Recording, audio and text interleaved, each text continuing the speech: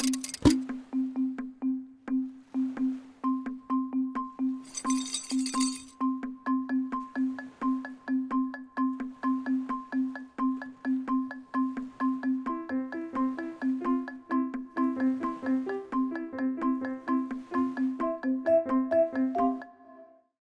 my name is Anke Hoeffler and I'm a professor of political science at the University of Konstanz in Germany.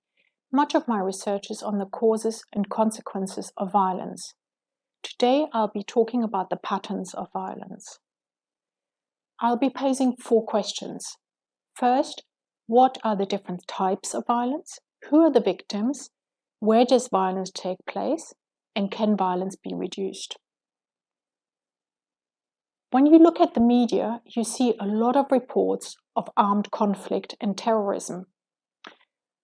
I will be referring to these types of violence as collective violence because they are perpetrated by groups organized around a political objective.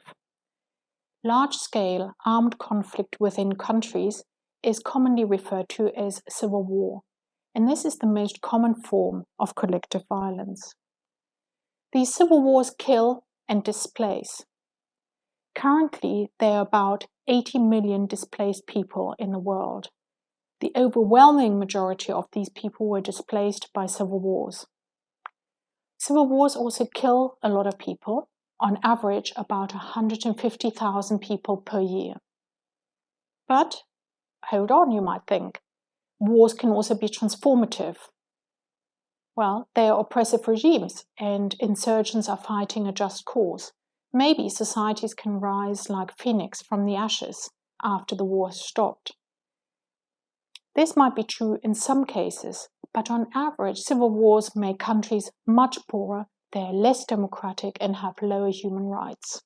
So therefore, social scientists agree, war is development in reverse.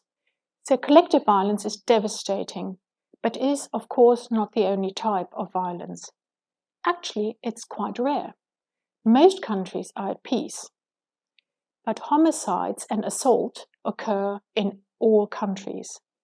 And so I'll be referring to this type of violence as interpersonal violence, where individuals or small groups are the perpetrators. Let's start with the patterns of deadly violence. Criminologists call this intentional homicide. So this is murder and manslaughter.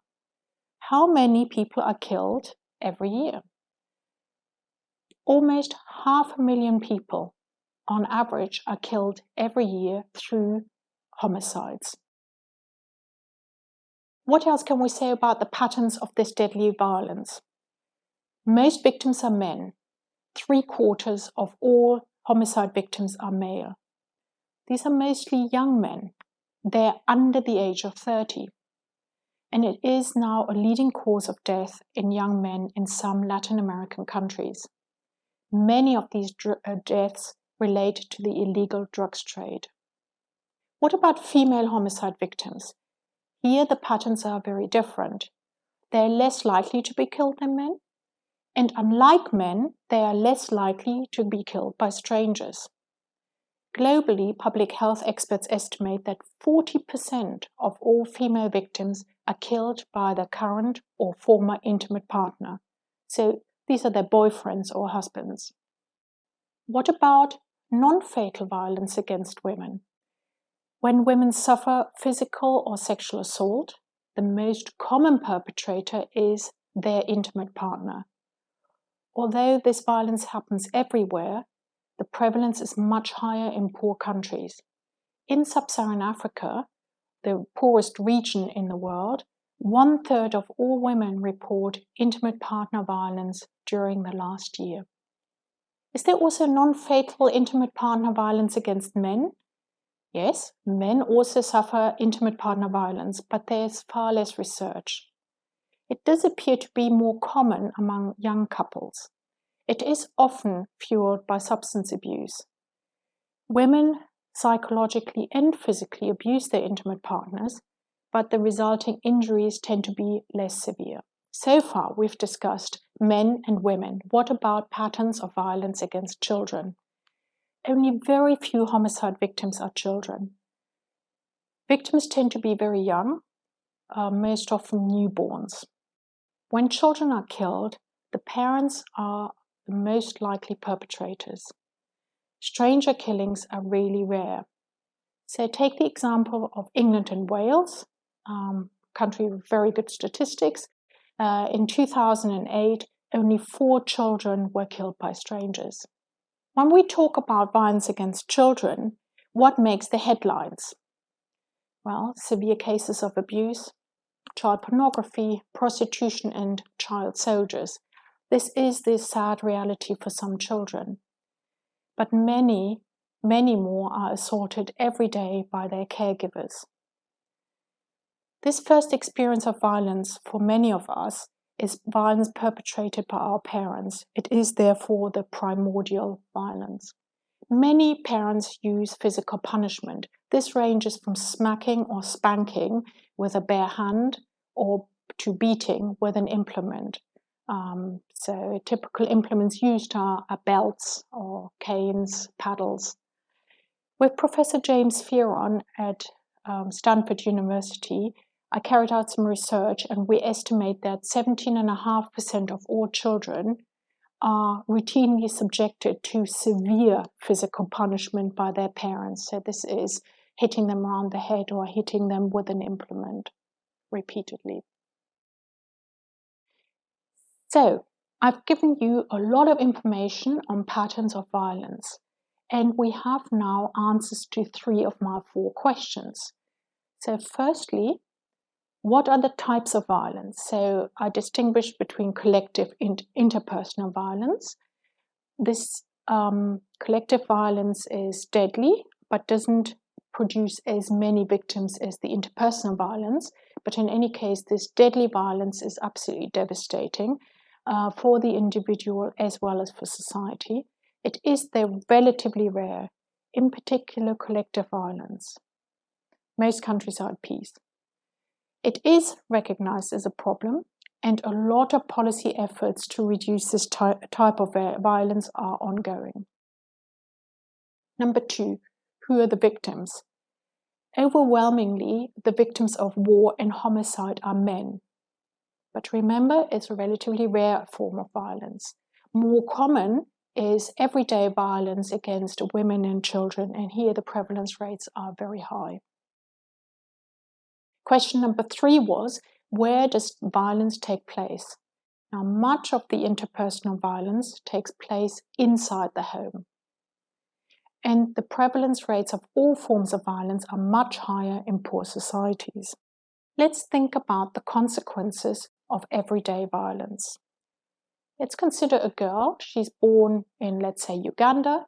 Her parents use physical punishment in her upbringing. The teacher uses violence to discipline her in the classroom. She is much more likely to drop out of school.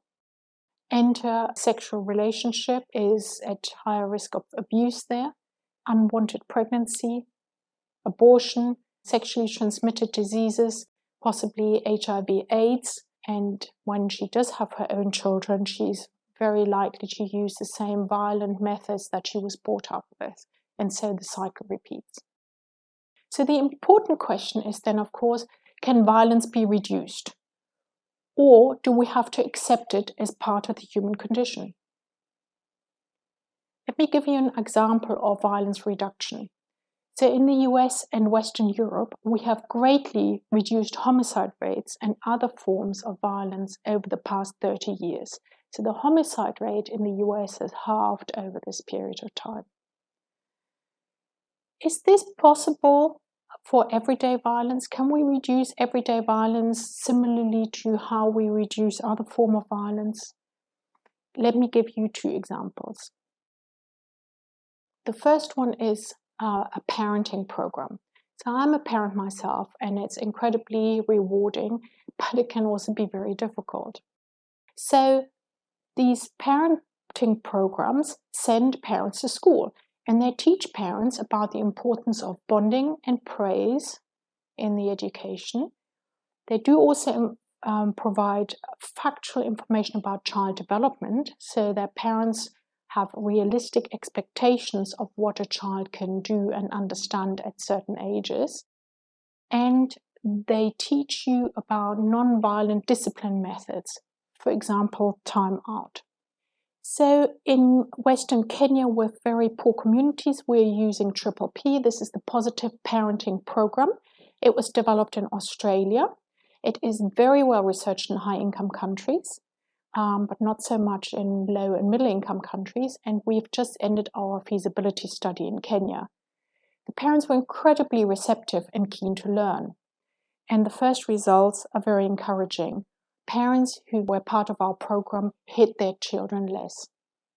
Example 2. How can we reduce violence in schools? Many teachers use violence in the classroom. And Dr. Tobias Hecker and his team have developed a teacher training module to strengthen the teachers' interaction competencies with the children. It has proved to be very effective in East African countries, and we have now taken this program to Haiti. Haiti is a very poor country, and degrading treatment of children and hitting them in school is commonplace. So take this example of this girl who's being punished, and she has to kneel on gravel in school. In Haiti, we're in the middle of the feasibility study, and we have very encouraging first signs. Teachers and head teachers are keen to change, but we haven't come to the end of this feasibility trial yet. I'm very keen on these school programs because they've got a multiplier effect. So one teacher reaches a lot of students, and teachers are typically role models in their communities.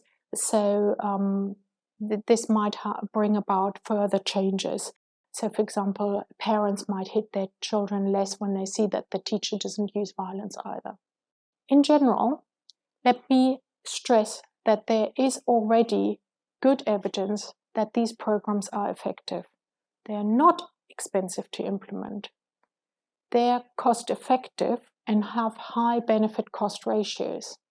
So that should help us to convince policymakers to implement these programs. So to conclude, war and homicide are terrible for the individual and for society. And there are already ongoing efforts to reduce these devastating types of violence. However, there is less awareness of the damage that everyday violence can cause. Let's all join together and make the world a better place by reducing violence in all its forms. Thank you very much.